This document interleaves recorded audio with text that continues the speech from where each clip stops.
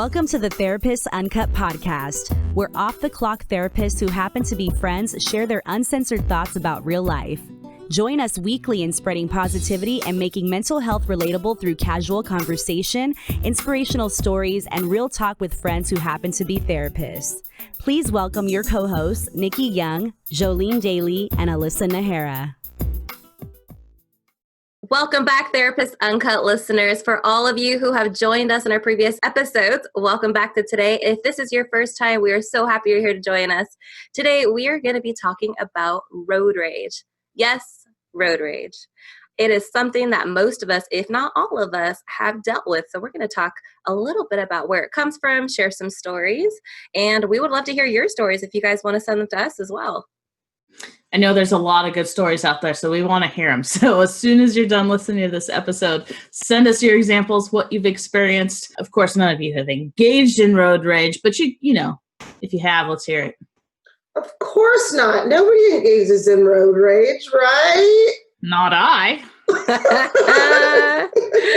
So I want to start us with the statistics that we found. It says a number of studies, which I can't reference at the moment, but on average, the person who is very reactive to experience road rage is a 33-year-old male. So it's very specific. Very specific. 33 years old on average, and 96% are male. So if you are around that age and you are a male, you have a higher likelihood of experiencing road rage. So when we talk about road rage, let's talk a little bit about what that could mean. These are the individuals that are actually conducting the road rage. How would you say that? Engaging in the road rage. Reacting to. Okay. That's how I would say Most people just probably refer to it as driving like a bleep. Yes. Yes. Or being a bleep. Quote, aggressive driving. So some of some things that might happen. Excessive honking the horn. So not the beep beep, but the beep, beep, beep, beep. That's one. Okay, I have to acknowledge I do that though. So, and not because of road rage. I did engage in road rage. I will throw myself under the bus. Hi, my name is Jolene, and I am a previous road rage addict. So definitely engaged in that several years ago, quite a few years ago. However, I do honk on the horn in two locations primarily. One at Starbucks, where the drive-thrus are blocking the parking lots, where you can't drive. Oh. The people are blocking the parking lots. Oh, yeah. I know which Starbucks you're talking about. I got one in our town. Sure do. And then the second one, I'm going to call these places out because they need to be held responsible. Popeyes on Coffee Road, when everybody apparently wants a chicken sandwich. And they're on the road in front of every other place. So if you've ever been to a Chick-fil-A, rear-ended on that road right in front of that restaurant because it's the drive-thru. So the line is out of control. It's out of control. Down the road. If you have ever driven down Coffee Road in Modesto, you know exactly what Jolene is talking about. Nikki is spot on. That shit is out of control, and it is lined up down a very busy road. We're on Coffee Road quite frequently. The office is on Coffee Road. And like 2 blocks ahead, I'm already preparing and switching lanes so I don't have to deal with it when I get there. Yeah, it's such a norm that we're preparing to hit the corner of where Popeyes is because we know there's going to be a backed up line in the middle of the street. So for the people who are struggling with road rage, I can't even imagine what's going on in your car when you pass this line. Right. I feel like people are more creative with their expletives when it involves road rage. I don't know if that's just been my experience, but I feel like people get so much more creative with their insults and their expletives than if they were just talking in normal conversation or pissed off about something different. Give me an example. People take the bleep word, the 4-letter word, and then they combine it with the most random stuff. Like sticks is one that I've heard within my family, like bleep sticks. I'm like, what is that? Agreed. Bleep, Why fill in the sticks? blank. Like, why not twigs? Or like, where did that come from? So if you are typically somebody who's very calm and you're listening to this podcast, I want you to think of the moments where you remember feeling incredibly ticked off and what you filled the blank with when you said bleep, blank. And I think that's what Nikki's hitting on, is even the calmest of us have those moments where you can literally feel it in your body when you are driving and somebody does something. You're like, what the? And you just kind of like let it out. Or if you're really good, you don't let it out and you control it very well. Or you don't let it out verbally, but you just, and you just continue on with doing whatever you're doing that is completely within the law and within the driving regulations that's pissing off Joe Schmo in this tiny little vehicle over here. And when your vehicle is 5 times larger, you don't have to do anything but keep doing what you're doing. And it's my way of handling these situations. I don't have to get angry. I'm sorry that you want in. Yeah. So Nikki, are you referring to brake checking? I know y'all have brake checked out there. Tailgating to send a subtle message that I am here and I was here when you were on my behind. Those are all very subtle, passive, aggressive responses to these things. I think so. Jolene self-identifies as a recovering road rage addict. I will admit, I don't think I've ever engaged in that form of road rage. I am the passive-aggressive individual. That would be how I handle things. Turn my brights on when you just cut me off in the middle of the night so that it's just a pain. Just little things like that I can admit to. I'm so proud of you guys. Way to admit. You're oddly silent. Who, me? Yeah. I am. So if you guys have ever heard of fight, flight, or freeze, I am definitely the freeze response. So if we talk about fight, it's like that aggressive response. Flight is like, I'm going to get the hell out of here, right? And freeze is literally like when you're watching a scary movie and you're yelling at the TV, like, why aren't you running? You're going to die, right? And they're just frozen and they're not going anywhere. I'm the freeze. So I'm typically the passenger of somebody who is dealing with this road rage. And I'm like, my body goes stiff and I get really tense and I'm like, it's an awful feeling. So I'm more of the silent and shock one in the car. I'm going to squirrel slightly because that completely describes a dynamic with one of my significant family members where their startle response is so strong that we'll be in a car and somebody else, not me, someone else will engage in some form of driving that startles and or scares this person, and out comes the scream/gasp. It's it's interwoven. I can't do it. I don't quite know how they managed to. It's like, it's all in one. That was a great example. I like it. Thank you. It scares the hell out of me. So I jump. A good example was it was a couple of weeks ago, and we're on the freeway, and it's myself and a semi truck in the next lane, so right next to each other. And it was on I think we were on a highway, so we were doing 65, 70, and a motorcycle decided to split the lanes between us, which was probably not wise. I used to ride a bike. It was not a wise move on their part, but it scared the living daylights out of my passenger, who then screamed, and I swear, I jumped, and it's lucky for that individual that I jumped straight up and not jumped to the side, because I would have smushed him between my truck and the semi because my passenger couldn't contain their gasp scream. I would be the passenger. I don't know if I have a gasp scream, but I would be the passenger that is freaking out. And I'm literally the one, if you can think of that adult that you would drive with as a kid who would, when you hit the brakes, the adult would put their arm out as if like your arm was going to stop them from flying out the window or something. Yes. That's my startle response. I'm like, boom, freeze, tense. And I have such an intense startle response in the car. And actually, now that I talk about it, it's probably attributed to the fact that I was in a couple car accidents. So if you've ever been in a car accident, you probably know the feeling that I'm talking about when you're constantly like scanning the road and you tense up for little small things. But I am definitely the one that's like, or stop, and the driver's like, what happened? And I'm like, okay, there was just a squirrel in the road. Like it's something completely ridiculous. Not the squirrel. Anything but the squirrel. Oh, that's so true. Not the squirrel. If you take a look at, there are some mental health illnesses that have more of a startle response or that anxiety component, fight, flight, or freeze. Those individuals are going to have a harder time driving. Makes complete sense. Trauma from previous car accidents. Definitely. depending on the severity of the car accidents. If you've been rear-ended before, I have not been rear-ended before, so I don't know what my, like, It's because Jolene's driving too fast. Nobody can catch her to rear-end her. All of my passengers that have ever driven with me know that is not accurate information. In fact, they get irritated because I go the speed limit. I have another significant family member who is just the most chill person I've ever met in my entire life. And the speed limit is like a good solid 5 miles an hour too fast for this person. And then, okay, it's my dad. So growing up. Hey, Dad. Hey, Dad.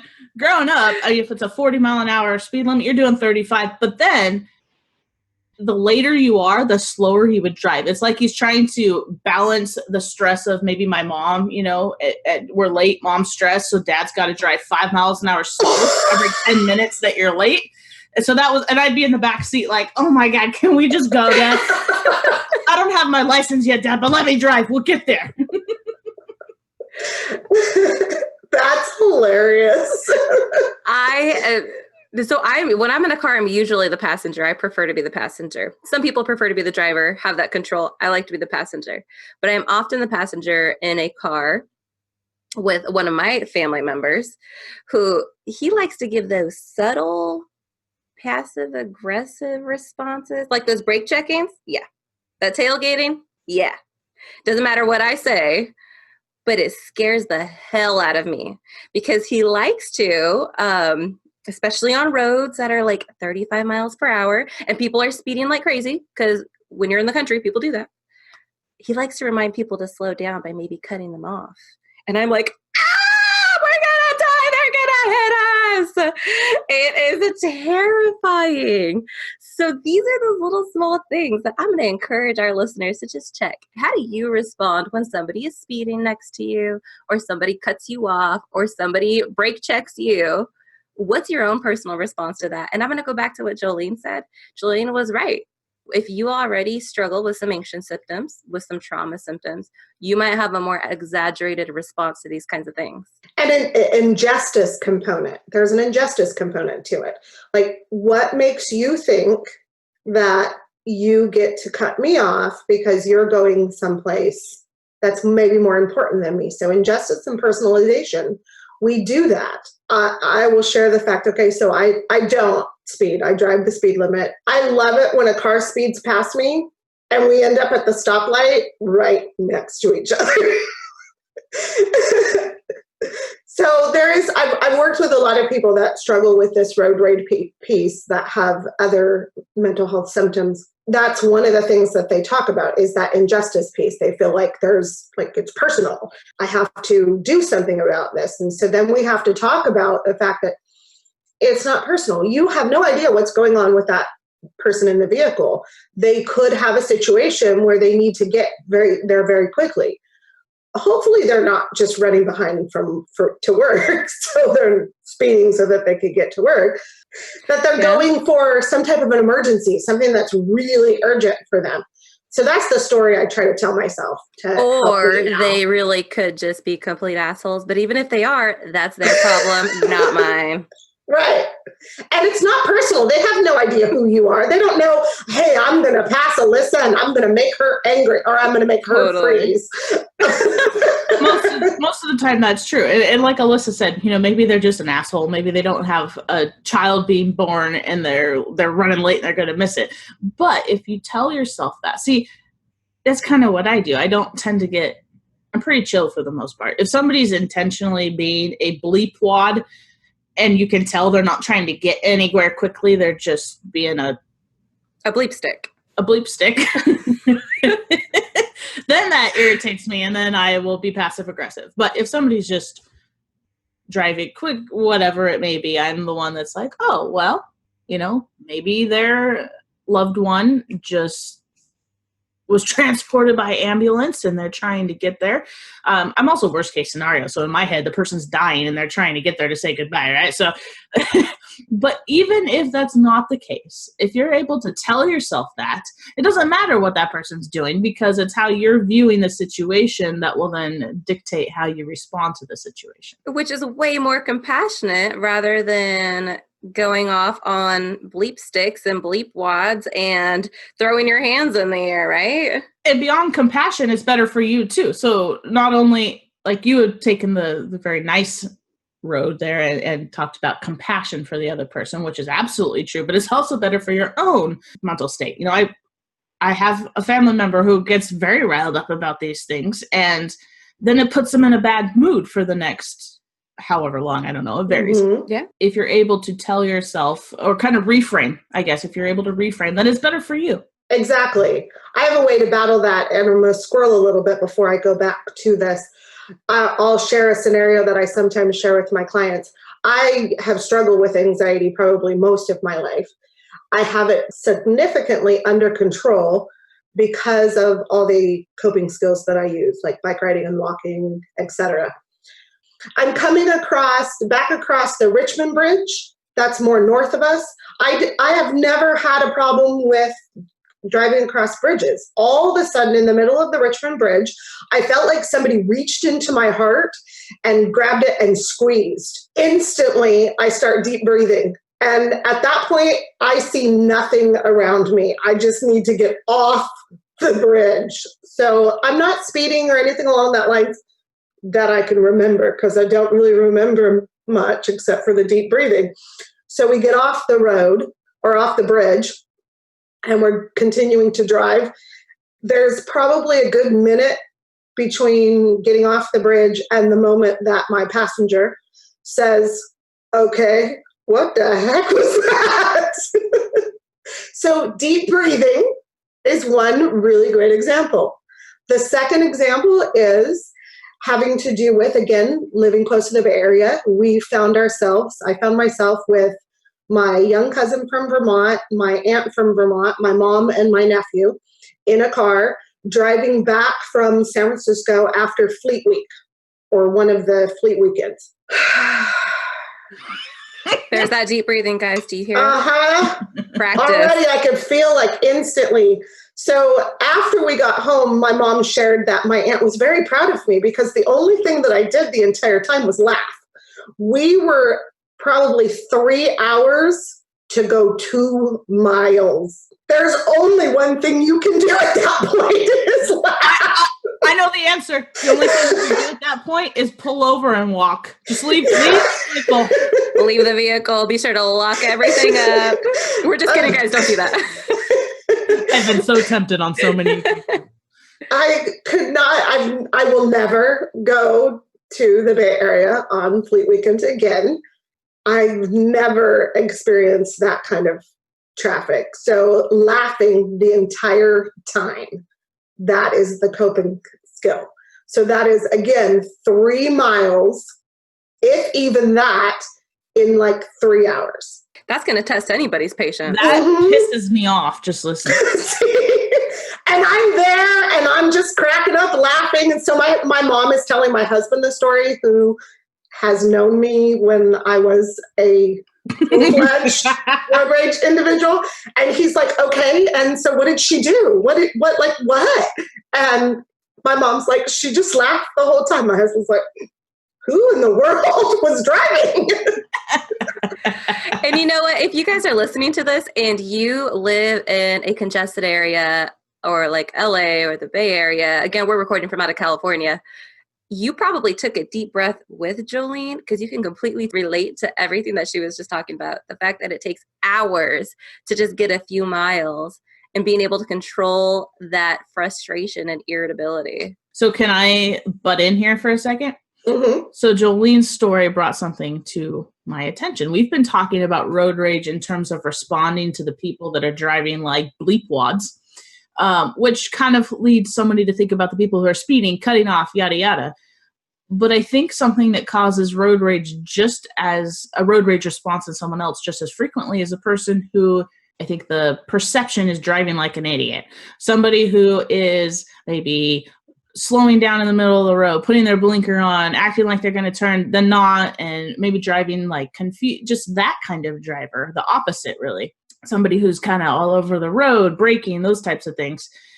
And that leads me to want to bring up Jolene's point that there are a lot of people in society who are completely uncomfortable driving for a variety of reasons. And I honestly think that type of driver tends to irritate me more than the one who's speeding by and such. But the compassion piece comes into play there, where that person might be having significant anxiety. I can identify, probably without trying, 5 people in 5 seconds who have a significant anxiety response to driving.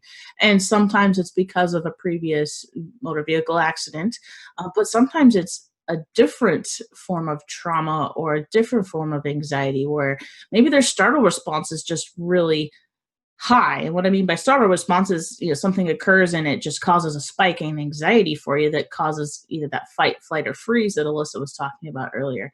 But it could be completely unrelated event, not a motor vehicle accident, but just that person's anxiety is so high that you put them in a vehicle surrounded by so much stimuli, and they're having to make split-second decisions, and it's just too much for their sensory system to manage. That's my input right there. That compassion piece, right? So anybody who has significant anxiety driving and you feel like maybe it's impacted your driving abilities, just go slap a student driver placard on the side of your car. And then you will automatically get compassion points. Yes, because everybody can remember when they were learning how to drive and how scary it was. Terrified. I was excited. What? Oh. You know what? My memory of driving was we had a van. We had a red Caravan that we had for many years. I was probably 16, and me and my mother sat in the parking lot for hours because I refused to drive. And she said, "We're not going anywhere until you drive us home." So don't make me. I don't want to drive. What if we die? Somebody might hit us. I was completely terrified. I don't remember how it ended, but I remember being so scared. But you're right. Whether you're a new driver or you're already struggling with some anxiety or trauma responses from whatever experience caused those, we think driving is a very normal thing, but there are so many fears around driving. Driving, period. It's very difficult for some people just to get in the car and drive.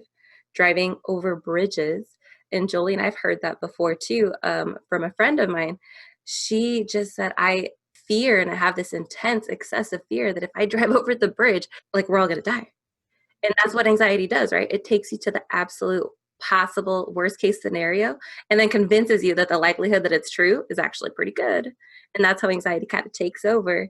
So all of these other things that might be going on with us might be contributing to a little bit of that road rage. Or if not road rage, I don't know, what would you call it, Nikki? What would be the opposite of the road rage? Road anxiety? I don't know. Road anxiety. But I think a lot of people have road rage in response to somebody else's road anxiety, if that makes sense. Mm-hmm. Yeah. And I need to work on increasing my compassion in those situations, because that kind of driver, that picture of somebody who's going too slow or they're not committing to a decision on the road, that irritates me much more than the person who flies by doing 120 or cuts me off or whatever. So I need to work on my own compassion scenarios and consider the fact that maybe there is something going. Just like I have a ton of compassion for the person who speeds by. Oh, they're just trying to say goodbye to their family member who's in an ambulance on the way to the emergency room. I need to have that same response. Incredibly overwhelmed. They're in a new city. They don't know where they're going, whatever it may be. And the reality is, too, we kind of talked about road rage and this kind of funny concept, but there are moments where people's road rage and likely other attributing factors have resulted in really tragic situations. So I would encourage you guys, and I would encourage us, to really practice that compassion piece, to really check the story that you're telling yourself when these things happen.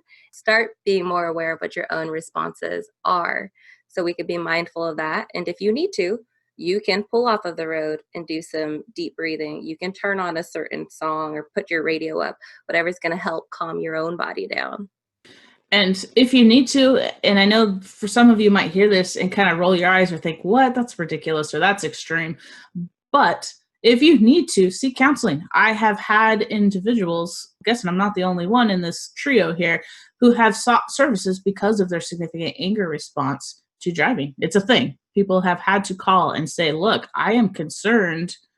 I'm kind of embarrassed to say this, but I am concerned that I'm going to hurt somebody. Any kind of, so piggybacking off of what Alyssa was saying, any kind of response or story that you're telling yourself, you have to then check. If you're telling yourself a story that of the injustice component. That individual thinks they're more important than me. And so you're chasing them through. I've had people chase me through neighborhoods. Oh, gosh. Yeah, it's scary. I don't really do anything other than, like I said, drive the speed limit. And people apparently get really angry about that. I'm sorry, Jillian. I feel like that's not funny, but it's kind of funny. So if you're feeling like you want to ram your car into that individual, or somebody on the side of the road, like a pedestrian, are walking and they're walking too slowly, and you feel like you want to ram your car, if you have this visualization, hopefully you catch yourself before you actually do something like that. Unfortunately, I had recently heard a story about a woman in a motorized wheelchair that got hit by a car. Ooh.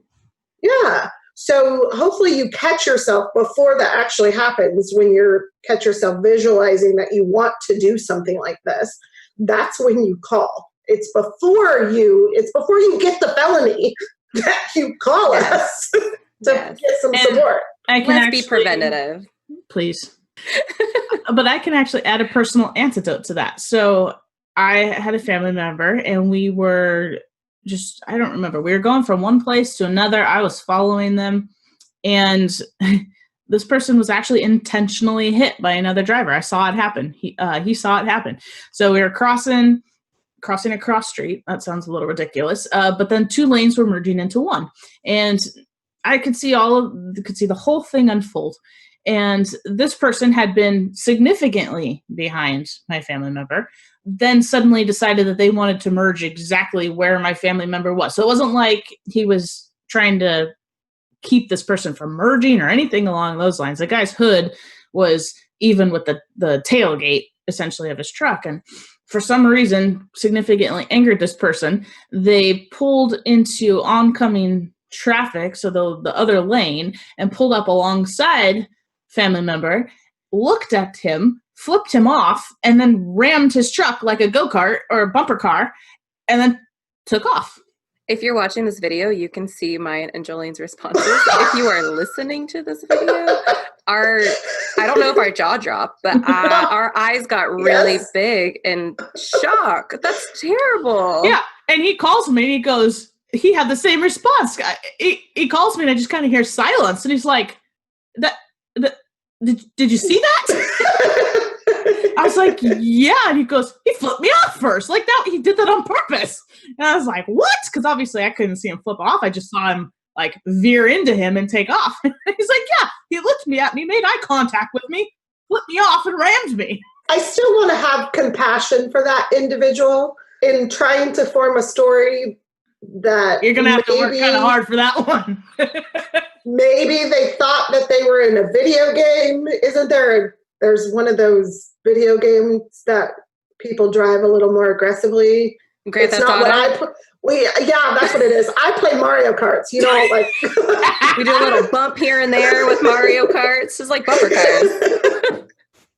So I still want to find compassion for that individual and not jump to conclusions that for some reason they, I don't know, really want to do that to somebody.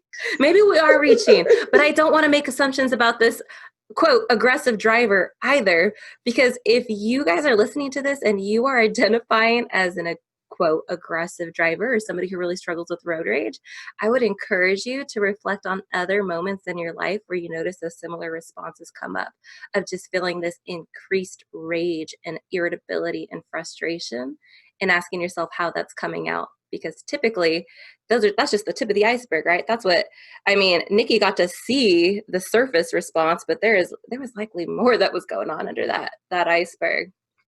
We talk about that anxious driver, that road rage driver. We haven't gone to the extreme of the violent.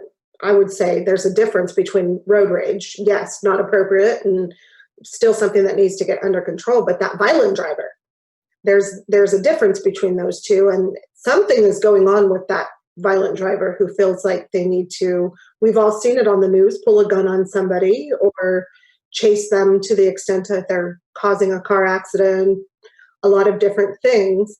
So we're not necessarily saying that these are equal something I is think happening over here. It's a spectrum, right? Road rage is a spectrum, and you've got anything from that passive aggressive brake check or tailgating all the way up to that violent act that you're talking about of people getting out of their car. And I've witnessed that going to school, actually, in college. And I was at a stoplight and people got out of their cars and started beating each other up over, I'm assuming, something road rage related. I don't know. I didn't see, but I think that's what you're talking about in terms of that end of the spectrum where people get hurt.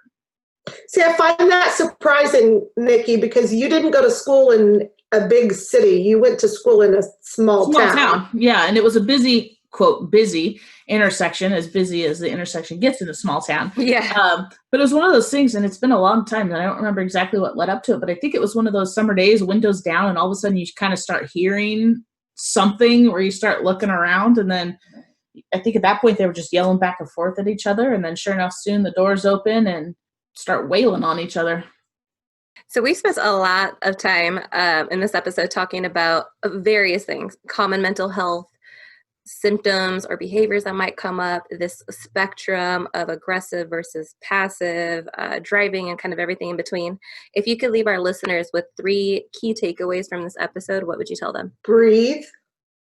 Listen to some really fun music that you find extremely enjoyable. If that doesn't work, find a meditation, something that says, okay, today we are going to practice calm driving. I feel like Alyssa's voice would be perfect. Let's hear it, Alyssa. Yes. Let's hear it. I have been told that before. Apparently, I have a very like radio. Let's begin our meditation. Today we are going to focus on happiness and gratitude. That's what I'm talking about. Find somebody that you connect with. All in all, guys, we appreciate you allowing us into your lives today. Thank you so much for joining us. We hope to see you on the next episode. And thank you for making mental health a part of everyday conversation. You guys take care.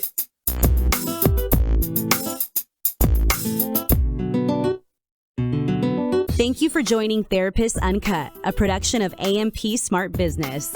To learn more about Therapists Uncut and stay up on upcoming episodes, please subscribe and follow us on social media. As a reminder, although the Therapists Uncut co-hosts are licensed therapists, they are not your therapists. This podcast is not intended to substitute professional mental health counseling. If you need professional therapy, please contact your local provider or primary care provider. Thanks for listening, and we'll see you on the next episode of Therapists Uncut.